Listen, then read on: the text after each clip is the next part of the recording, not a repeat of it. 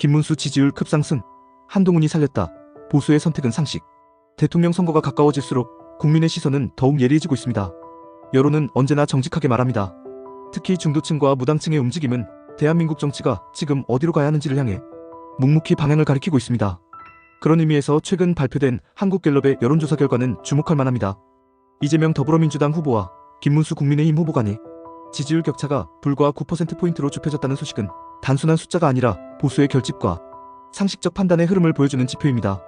그리고 그 흐름의 결정적 동력은 단연코 한동훈 전 대표의 유세 참여입니다. 보수 지지층뿐만 아니라 중도층, 청년층에게까지 강한 인상을 남기며 김문수 후보의 반등을 실질적으로 견인한 인물은 다름 아닌 한동훈 전 대표입니다. 한 전 대표는 김문수 후보와는 독립적인 입장에서 윤석열 전 대통령의 시대착오적 음모론을 강도 높게 비판하고 동시에 이재명 후보의 사법 리스크를 정면으로 파고드는 유세 전략을 펼쳤습니다. 그 핵심은 상식과 도덕입니다. 한동훈은 청주 육거리 시장 유세에서 윤석열 전 대통령이 부정선거 다큐멘터리를 관람한 사건을 두고 정 그럴 거면 민주당으로 가라고 일갈했습니다.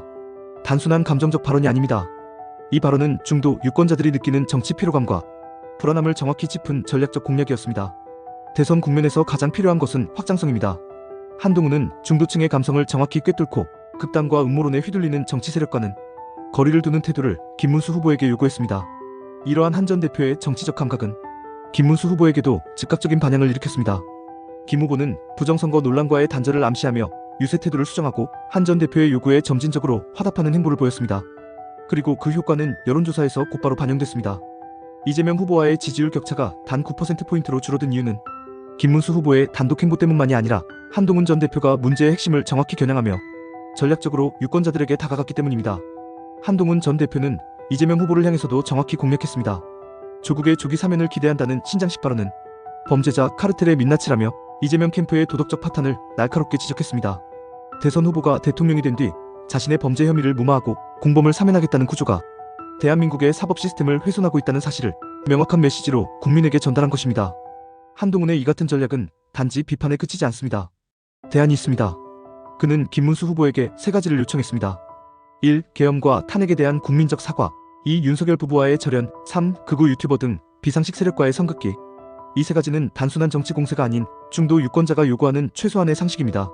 김문수 후보가 이 요구를 수용하는 순간 보수는 더 이상 분열되지 않으며 상식과 도덕이라는 이름으로 결집할 수 있습니다. 이제 국민은 명확한 대조 속에서 선택할 수 있게 됐습니다. 전과 오범이자 중범죄로 현재 재판을 받고 있는 이재명 후보, 그리고 과거의 그늘에서 완전히 벗어나 중도와 상식의 길을 택한 김문수 후보. 한동훈 전 대표는 이 대비 구도를 정립해 주었고 그것이 지지율 반등의 핵심 요인이 되었습니다. 김문수 후보는 이제 명확히 선택해야 합니다. 한동훈과 손을 잡고 보수의 확장성과 도덕성을 모두 아우르는 대선 후보가 될 것인지, 아니면 여전히 윤석열 전 대통령의 그늘과 과거에 머물 것인지 국민은 이미 그 답을 알고 있습니다. 그리고 상식적이고 도덕적인 선택을 기다리고 있습니다. 특히 서울과 인천, 경기, 대전, 세종, 충청 같은 수도권과 중부권에서는 중도 성향 유권자 비율이 높습니다. 이 지역의 표심은 선거 결과를 좌우할 핵심입니다.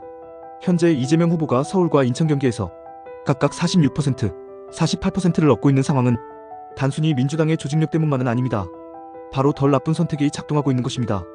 김문수 후보가 도덕성과 상식을 무기로 삼아 강한 개혁 메시지와 함께 중도 확장 전략을 구체화한다면 수도권 판세는 빠르게 뒤바뀔 수 있습니다. 이준석 후보의 지지율 역시 주목할 필요가 있습니다. 30세 미만 응답자의 29%가 그를 지지하고 있다는 것은 보수 진영의 미래가 세대교체와 가치 전환에 달려있음을 의미합니다. 김문수 후보가 한동훈 전 대표와 손잡고 이준석 후보와도 협력할 수 있는 통합구도를 만든다면 이재명 후보를 꺾을 수 있는 실질적 연합이 형성될 것입니다. 물론 이준석 후보와의 단일화는 쉽지 않지만 적어도 김문수 후보가 젊은 세대를 향해 더 적극적으로 다가가는 메시지를 던져야 한다는 점은 분명합니다. 이제 결단은 김문수 후보에게 달려있습니다. 보수는 도덕을 잃어선 안됩니다. 극단을 거부하고 상식을 품고 중도를 포용하는 것이야말로 진짜 보수의 길입니다. 대한민국이 다시 제자리로 돌아가기 위해서는 이재명의 사법 리스크도 윤석열의 음모론도 아닌 상식적이고 도덕적인 지도자가 필요합니다. 그리고 그 후보가 바로 김문수라면 지금이야말로 용기 있는 결단이 필요한 때입니다. 계엄의 강을 건너고 탄핵의 강을 건너며 윤석열이라는 굴레에서 벗어나 진짜 보수의 길로 나아간다면 국민은 김문수를 선택할 것입니다. 국민은 도덕적이고 상식적입니다. 이재명 후보가 도덕성을 갖추지 못했기에 김문수 후보가 상식의 편에 설 수 있다면 국민은 기꺼이 선택할 것입니다. 마지막 남은 변수는 김문수 후보가 용기를 낼 수 있느냐입니다. 그리고 그 결단의 순간이 다가오고 있습니다. 그가 선택하면 국민이 선택할 것입니다. 이제는 행동으로 보여줄 때입니다. 대한민국의 미래는 상식과 도덕의 선택에 달려 있습니다.